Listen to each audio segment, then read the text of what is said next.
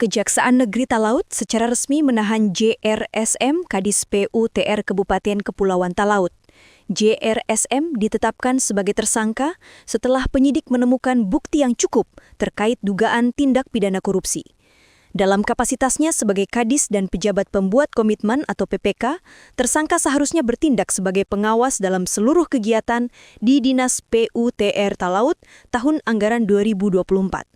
Namun, penyidik menemukan fakta bahwa tersangka justru bertindak sebaliknya.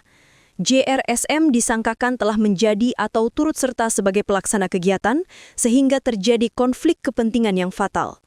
Modus operandi yang dilakukan tersangka adalah meminjam perusahaan untuk menjadi pelaksana kegiatan di dinasnya. Ia kemudian memantau langsung proses pencairan dana. Tersangka memerintahkan stafnya untuk mencairkan uang, kemudian menghubungi perusahaan untuk memastikan dana sudah masuk. Setelah dana masuk, JRSM memerintahkan agar uang tersebut ditransfer ke rekening istrinya. November tahun 2025, penyidik tindak pidana khusus pada Kejaksaan Negeri Kepulauan Talaut menetapkan saudara JRSM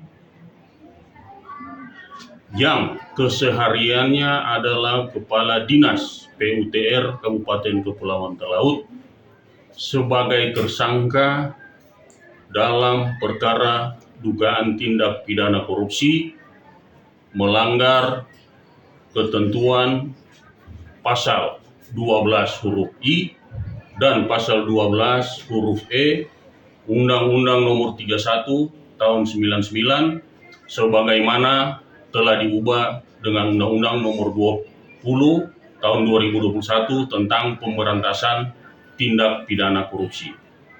Kasus ini menjadi peringatan keras bagi pejabat daerah lainnya untuk menjunjung tinggi integritas dan menghindari segala bentuk konflik kepentingan dalam pelaksanaan anggaran negara. Tim Liputan Kawan Wa TV melaporkan.